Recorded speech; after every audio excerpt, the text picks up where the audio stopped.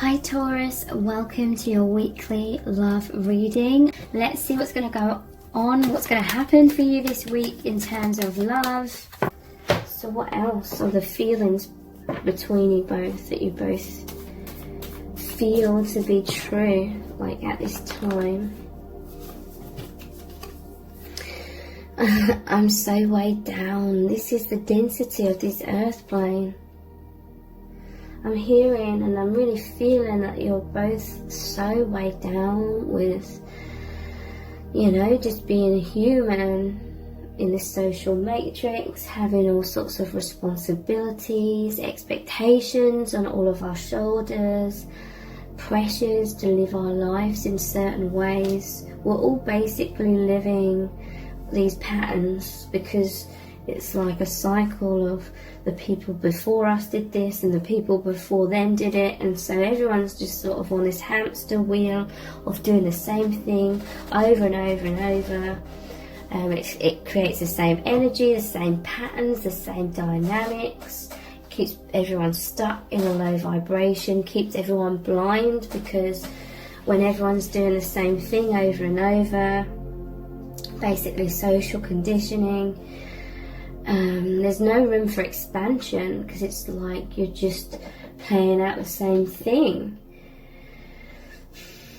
And this is very burdensome for the soul, because as souls we all come here to grow, to expand, to rise up, to feel free. And so there's this strong emphasis here that before you met each other you both felt incredibly weighed down.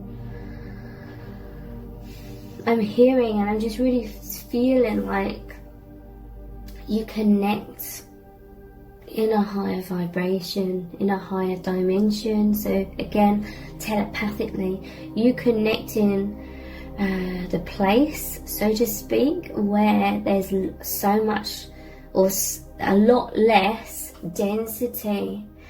And so it's just free flowing, it feels incredible, this connection's so uplifting, it's like a huge weight off your shoulders, you're constantly thinking about each other, you're really connecting with each other, because it is heaven on earth. It's like setting you free, it's liberating you from all of this weight on your shoulders from being human and living the human life.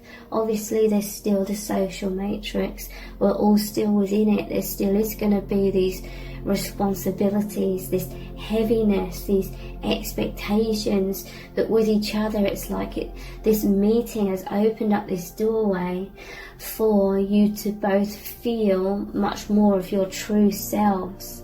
So the soul identity, which is beyond this lifetime, it's beyond your human self that has all these like responsibilities and patterns that are conditioned into us through the social matrix. So obviously it's like this person and you feel so amazing, experiencing this higher dimension that you've both been awakened to through this divine union. So you're naturally just gravitating towards each other. You don't even have to gravitate towards each other because you feel this oneness. It's like through this physical recognition, i.e. you met each other in the physical, it's just consciously, it's like the two puzzle pieces, it's just moved you into the higher dimension, that it's clicked into place. It just feels right, it just is. There's no sort of effort going into this, it just is. And that's what's so liberating and freeing about this connection. Like, it just is. You don't have to sort of force the love. You don't have to change yourselves to feel loved by the other. Yeah, the ego can come in, most definitely, with all the conditioned fears and wounds and thinking I'm not good enough. That's just conditioned stuff that isn't the real you. So yeah, that can come in somewhat, but at the core of this connection, it's just the love, it's just the oneness. You don't have to convince each other of anything. It's just there. It just is. And that's the most powerful force, that love. What else are you both feeling right now? I feel so happy when I'm with you. This is the Three of Cups again. That's that celebration. It's the joy. It's the reconciliation, reunion card. Yeah, I feel so happy when I'm with you. It's you both being in the higher vibrations of the higher dimension through this beautiful union. You met each other and it's like it's completely taken off this huge layer of density. I'm seeing, like, you know, if you're at like a 5-star hotel or something and you had room service and they came along and delivered your meal, brought your meal into you, and they took, like, I don't know what it's called, they took the cover off. It's like that. It's like you were under this cover thinking this is reality, but it was just a shield. It was just a blind to keep us blind. These patterns. This is why we're conditioned to live out all these patterns, and you know, the whole rat race and the money system, and you need to do this, that and the other every day in order to survive in that. That all keeps us distracted, so we're looking too close in front of us. We're not looking out there, seeing the bigger picture, seeing what's beyond all of this patterning. It's like you met each other, it's like the lid came off and there's this whole other infinite universe you can now see into, and it's amazing. Feel so happy. That happiness is all of that high vibration. The happiness is the freedom, is the sun. It's the weight of the world being lifted from your shoulders and replaced with the rejuvenation of truth, of love, of light. How else are you both feeling at this time? Let's heal this. The Six of Swords. This is an incredibly healing connection. You look to each other, you connect with each other, you think about each other, you feel that oneness, because it's all healing, incredibly healing. It releases density and illusions. 10 of Wands normally shows the person with the 10 wands in front of them. They can't see where they're going. That's how you both were before you met each other. Now it's like the 10 wands have been released, and like I said, it's revealed this whole other reality that was previously locked away from you. You couldn't see it, now you can. And they really know that you're both on this path of healing.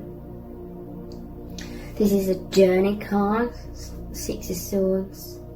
A lot of it is to do with mind patterns. The mind is an incredibly powerful tool. It has the ability to either keep us stuck in 3D illusions based on our perception, or it can propel us forward into the 5th dimension, again dependent upon what we're focusing on or our perception. Whatever we perceive is what we create. That creates our reality, our experience. So this connection's really come in and given you both the ability to consciously realize that you have a choice and you can choose to focus on love and truth. It's really revealed to you both what is truth and what is illusion, so you can make that choice. And you're both like choosing what makes you feel amazing, because it's the most powerful force, okay? There's this powerful magnetic attraction between you both. And I've been receiving a lot of information about if you and your person are in a physical separation, it's because it's forcing you both to focus in your mind on the love, like thinking about each other, thinking about how amazing this connection is, being in that telepathic energy stream that's between you both. It's making you focus on how good you feel around this other person, how happy you feel, how loved you feel, how understood you feel, all these amazing things. Through some sort of separation, it's causing you to focus in your mind on the fifth dimensional direction, so it's moving you more and more into that, because that is the purpose of this connection. Intense healing, intense awakening, to really get the ball rolling. I'm hearing to affect positive social change, positive, or you bringing this awareness of the fifth dimension into the social matrix of this world.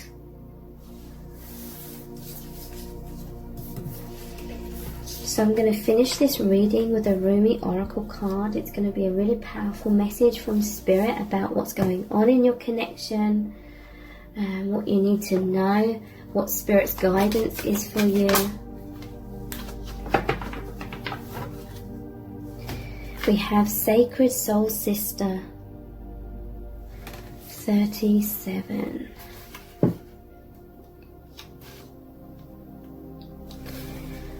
Sacred Soul Sister, when you are conscious, a cloud of sadness surrounds you. When you are beyond consciousness, the moon rests in your arms. When you are conscious, the beloved moves out of your reach. When you are beyond consciousness, the ecstasy of love moves your way. So this is written in a way that's different to how I would word it. Because to me, conscious is when you're awakened. So yeah, I would say it as when you are in the overactive mind or the illusions, a cloud of sadness surrounds you. When you're beyond those illusions and limited thought patterns, the moon rests in your arms. When you are too much in the overactive mind, the beloved moves out of your reach. When you're beyond those limitations and in the heart space, basically, the ecstasy of love moves your way. When you are too much in the illusions, you are depressed like fool. When you're beyond the illusions and in the energy of love, which you access through taking time for stillness and tapping into the intuition and the feelings within your heart. The winter cold feels like spring, like there's optimism. All your wavering is due to your longing to be stable. Look for instability until you become stable. So this is what this Sacred Soul Sister says. I love you. I am your other self. I am with you always, your partner on this soul journey. I am the you that you do not see. I am the you that speaks through intuition and instinct. I whisper and sing and shout my crazed truth-telling to you through your dreams, through your body. I am the you that is wise, that trusts in life, that knows. I am the you that sees reality rather than appearance. I am the you that knows how to be happy and free. There is a valid point of view that we travel this path of our life journey alone. Our deepest descents into the psyche happen alone. We meet death alone and come into the world alone. And yet there is a vaster perspective that we are never alone, that it would be impossible to really be alone. We are connected to all of life, and there is no such thing as being alone in reality, only in our limited and temporary perception. As if such community were not enough, there is a partner, an ally, who journeys with you from birth to death and beyond again and again. You have a sacred sister, a sister of your soul. She weaves the stories of truth through dreams and insights that come upon you as if from nowhere. Perhaps they drop into your mind or seem to erupt from within you, but that is her talking to you, demanding or reassuring, depending on what the occasion best calls for at that moment. Her truths may seem overly dramatic, so you may discount them as workings of an overactive imagination, or perhaps her truth tales are so subtle you dismiss them as meaningless, fleeting fancy. The wise ones know, however, that the truths of the sacred soul sister are powerful, relevant, and worthy of time and attention. They know her oftentimes strange and startling offerings hold the keys to unlock entire worlds, to open up new realities, and to transform the nature of our existence from the deepest and most esoteric spiritual levels to the most palpable, practical, daily realities of our living bodies in the physical world. Your sacred soul sister is your partner in consciousness. Make no mistake, she is you. She is just the part of you so great you cannot always see her from your conscious mind.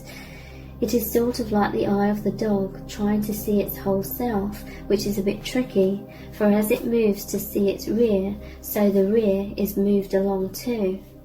So rather than through direct perception, the sacred soul sister is met through reflection. She can be received in those moments of rest, where great ideas are born. She is a genius, you see, vastly creative and inspired. Her worlds are those we access in sleep and meditation, or absorbing engagement in activity, where the mind can relax and drop into realities far more vast than those of daily life and be replenished. To tap into her wisdom, to distill a teaching from the fragmented memory of a dream or a subtle feeling experienced in meditation requires that you walk with her gait, not the fast-paced, forward-moving canter of your conscious and intellectual mind. So, as I'm reading this, it's making me think about how I'm constantly having dreams when me and my person are together in those dreams, and in the dream I had like this vacuum cleaner and I was hoovering up debris. Okay, so this is like a message saying that you and your person connect in the astral realms even during sleep time, and you're both removing so much density, you're healing a lot of that. It says, her gait is meandering and apparently unstudied, yet she is in deep concentration to feel for truth of movement, to allow for what is emerging to express itself through her, and she is listening rather than demanding to know, to force, to speak and to direct. To receive her genius and benefit most fully from it requires a willingness to surrender logic and open up to inspiration, to become empty, to let the mind soften and become receptive, open and permeable. She delivers questions that lead to answers, but not according to demands issued by an insecure and fearful mind. She offers what is genuinely needed and answers the deepest questions of the heart. She is trustworthy, this sister. She cannot betray truth, therefore she can be relied upon as a faithful way-shower of the heart. So to commune with her, wise as that impulse is, requires that you learn the ways of her world and the strange symbolic language she speaks. She will never tell you what you already know. Why be so inefficient? No, she prefers to educate, elucidate, intrigue and beguile as you are drawn into far more beautiful, powerful and helpful truths. So in her world and in her language, you must suspend your need to immediately understand. Let yourself absorb the imagery, the feelings and the possibilities to dwell, ponder and be permeated by the wisdom. The appearance of a horse may signify your own spiritual being, and the appearance of you may signify a false sense of identity and not the real you at all. You may see desert landscapes and moonlit nights in your dreams. When so much inner growth is happening, you will soon bloom like the springtime. You may dream of charging up hills with great energy, when in your physical world you can barely muster enough strength to get out of bed in the morning. What does this all mean, this apparent contrary world upside down, nothing is as it seems symbolism? The meaning is the communication, and the communication is received in repose, in reflection, in quietness and rest. And you must trust her and trust yourself. When something needs to be known, so it shall be. This is necessary, so much less than what we expect. Your lack of knowing is not ignorance. Your knowingness is your bowing to life with trust. She has come to you through this oracle to remind you that everything is all right, that she has your back, no matter what appearances may seem to be to your more limited dog's eye consciousness in the light of day. She is guiding you with her wider knowledge through circumstances and situations that are ultimately going to free you into a greater love than you have ever known, no matter whether you feel like a rat in a maze or a bewildered drunk stumbling through labyrinth back alleyways trying to find your way home again. No matter how out of control life may seem, she is letting you know that all is proceeding just as it should, and that her will shall manifest. Her will is your wholeness, your completion. Her will must manifest and shall, because her will is nature. It is growth, it is God. She is God in you now. Remember that, and you'll realise, if you don't mind the ending being told before the last chapter, that everything's going to be okay. This oracle comes to you with particular guidance also.